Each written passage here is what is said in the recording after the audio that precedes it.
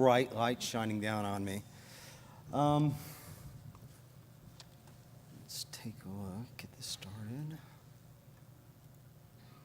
The title of my case is Something's in the Air, and I should mention right off the bat that this case was immortalized in a case on Mystery ER and Discovery Health, so those of you who are Discovery Health addicts are probably a step or two ahead in this case.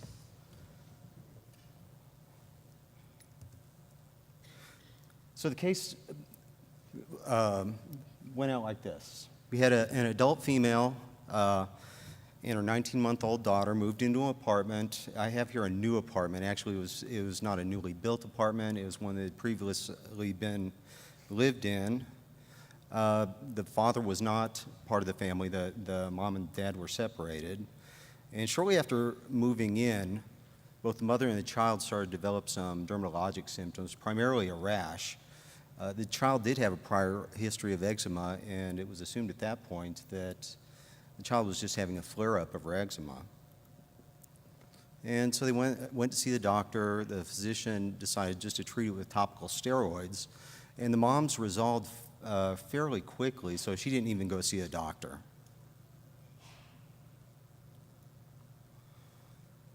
A few weeks later, the child appeared more tired than normal, developed redness of the arms and her hands. And they also went to the doctor at this time because the child was very easily agitated, very difficult to console, constantly crying, and she also had a persistent cough. Her lungs sounded raspy, so the doctor they went to assumed that she had an upper respiratory tract infection and prescribed a round of antibiotics. Those antibiotics did not solve the problem, so they kept going back to the doctor. In fact, several doctors trying to figure out what was going on. Why is this child ill? Now, something I should mention at this point, I don't have in the slide, is that because the parents were separated, the child would spend time with the father. And when she was away from the home, she'd start to get better. Come back home, start to become ill again. And that went on for several weeks. So the rash was getting worse and worse, very itchy skin, and they started to go down the track of maybe this is an autoimmune disease. Unfortunately, the labs did not support that conclusion. The rash on the arms and especially on the hands became open sores. Hands, feet were cracked and bleeding, and she also was always exhibiting a hand-wringing motion, and that just worsened the opening of the skin, the excoriation of the skin. And at this point, the child was ill enough that mom decided, hey, I really need to quit my job and spend full time caring for my child. And after about 3 days of being at home with the child started to develop pretty significant urinary retention and severe constipation. She also had lost her developmental milestones, several of them. She was having difficulty walking, sitting up, or forming any sentences.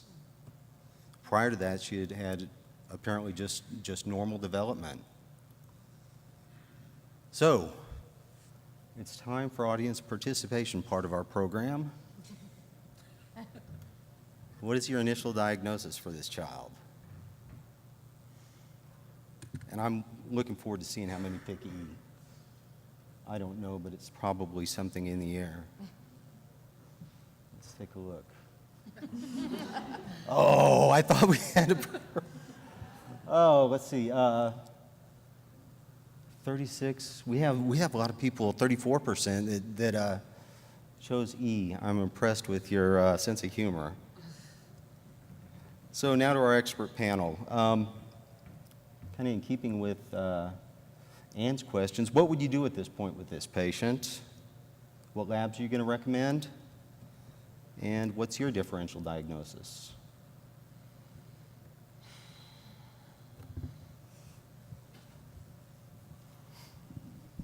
I'll take a stab at the first one. Okay. There's certainly evidence that the child gets better when she leaves the home, so she needs to be removed from the home. She's so ill, she's got neurological symptoms, she probably should be in hospital, would be where I would remove her to. My differential diagnosis is not huge. I think it's mercury, but it isn't consistent that you have urinary retention and constipation with mercury in the cases that I've been involved with. So that's, where I'm searching for something else that this could be. Labs that I would recommend would be heavy metal screening for sure.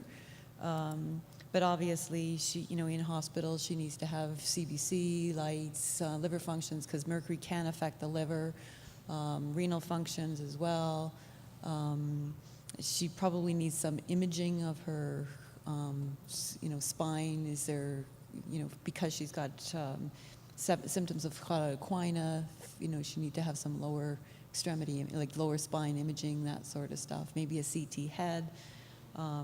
So she needs a complex workup, in my opinion.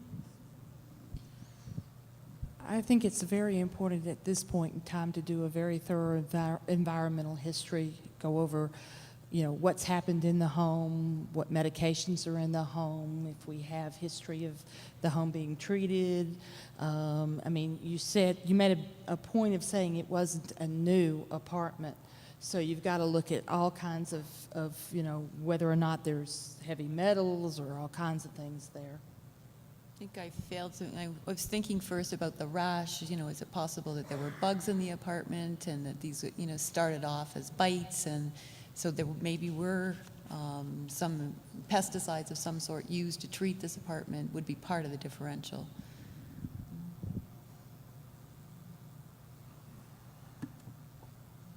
Any other thoughts?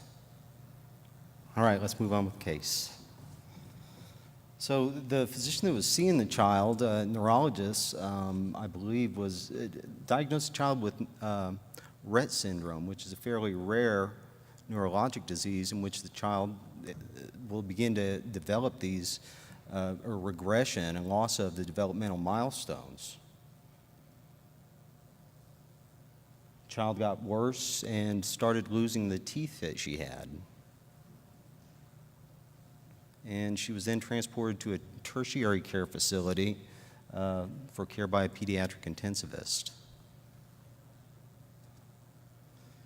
Dr. Bill Banner, our medical director, pediatric intensivist, and medical toxicologist extraordinaire, immediately suspected a toxic exposure, not just because that's what he does, and that's the hammer he has, and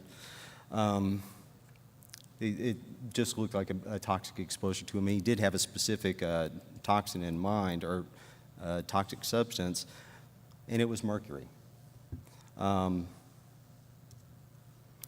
24-hour urine was collected, and because the mercury levels were so high, he actually had them go out and do some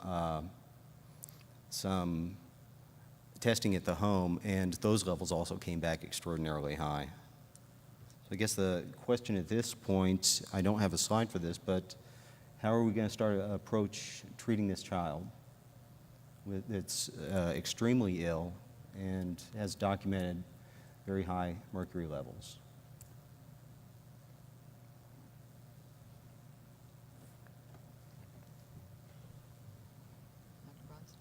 Take a stab, or what? I'm going to take a stab first. Well, I think you'd have to consider chelation in this child, and obviously to remove the child from the home is job one. Get the child out of there, and then look. Probably, I would, for the source of the mercury, as I'm sure that Dr. Banner did. And do we know what the father did for a living, or what the mother did? Anything? No data. Okay. That would probably be the first step to get the child out of the house, because he's in the hospital at this point, I assume. So, and then consider the possibility of maybe chelation. Is there any particular agent that you would prefer?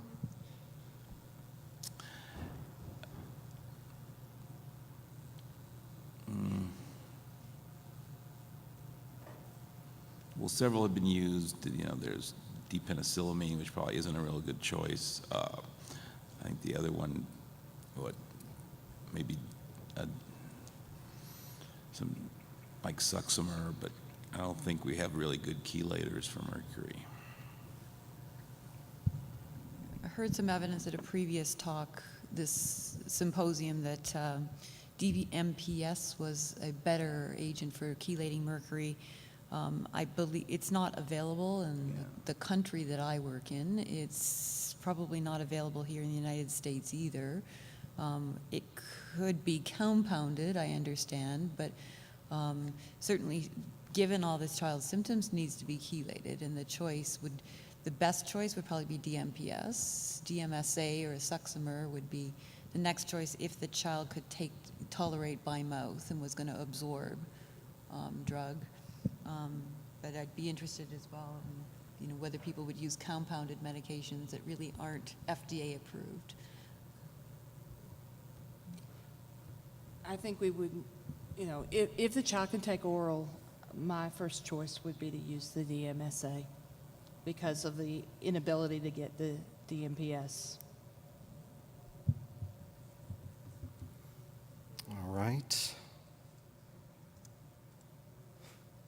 The child was so ill that Dr. Banner felt that it was appropriate to use IV chelation, and our options are quite limited as far as an IV chelator.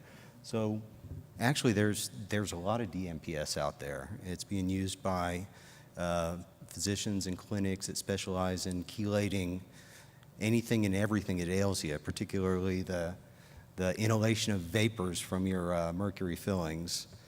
There are a lot of shysters out there. There are a lot of pharmacists that are willing to compound that DMPS for intravenous use. And so we located a pharmacy that did carry the DMPS, had it transported to the hospital. It was compounded by the pharmacist and administered intravenously. And I guess that raises another question, is how comfortable would all of you be using a non-approved formulation of a drug, in fact a drug that's not even approved for use in the country? Do you feel like that would be going out on a limb? I'm sure in a litigious society of the United States that would certainly be going out on a limb, but you have a child who is very ill and could possibly die from this mercury poisoning, so I think you have to talk to your hospital lawyers, your hospital ethicists, you have to talk to mom and dad and explain it all, but I think that this is the best therapy for this child. And I would have used it if I had a good source available. Yeah, I think knowing Dr. Banner, he's here in the back, maybe he'd like to comment, but I think that there's no question that a bill would probably do this and get the justification. So I think that's a given. I think that it's not unethical to do the best therapy, even if it may be technically not within the legal ramification. I simply am not in touch enough with my alternative therapist to know how much DMPS is around me. Maybe that's something I should take on. But I think that it's a reasonable alternative if you have it available to use it.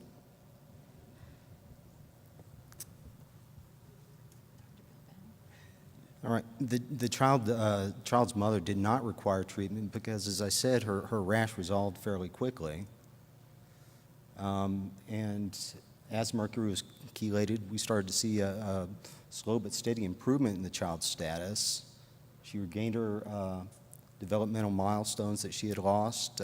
Everything started to look better, and recovery minimal to